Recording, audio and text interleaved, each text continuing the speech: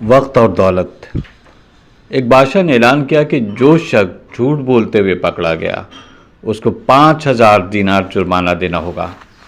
لوگ ایک دوسرے کے سامنے بھی ڈرنے لگے کہ اگر جھوٹ بولتے ہوئے پکڑے گئے تو جرمانہ نہ ہو جائے۔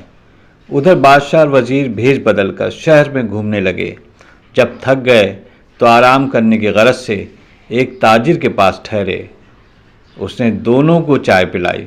بادشاہ نے تاجر سے پوچھا، تمہاری عمر کتنی ہے؟ تاجر نے کہا 20 سال۔ تمہارے پاس دولت کتنی ہے؟ تاجر نے کہا 70,000 دینار۔ بادشاہ نے پوچھا، تمہارے بچے کتنے ہیں؟ تاجر نے جواب دیا، 1۔ واپس آ کر انہوں نے سرکاری دفتر میں تاجر کے کوائف اور جائیداد کی پڑتال کی تو اس کے بیان سے مختلف تھی۔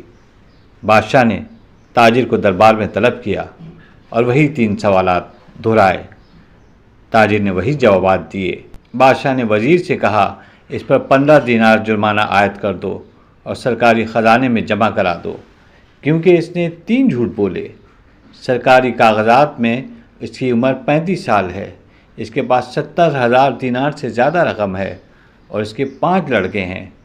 تاجر نے کہا، زندگی کے 20 سال ہی نیکی اور ایمانداری سے گزرے ہیں، اسی کو میں اپنی عمر سمجھتا ہوں، اور زندگی میں 70,000 دینار میں نے ایک مسجد کی تعمیر میں خرچ کیے، اس کو میں اپنی دولت سمجھتا ہوں، اور 4 بچے نالائق اور بد اخلاق ہیں، ایک بچہ اچھا ہے، اس کو میں اپنا بچہ سمجھتا ہوں۔ یہ سن کر بادشاہ نے جرمانے کا حکم واپس لے لیا اور تاجر سے کہا، ہم تمہارے جواب سے خوش ہوئے۔ دولت وہی شمار کرنے کے لائق ہے جو نیک کاموں میں گزر جائے۔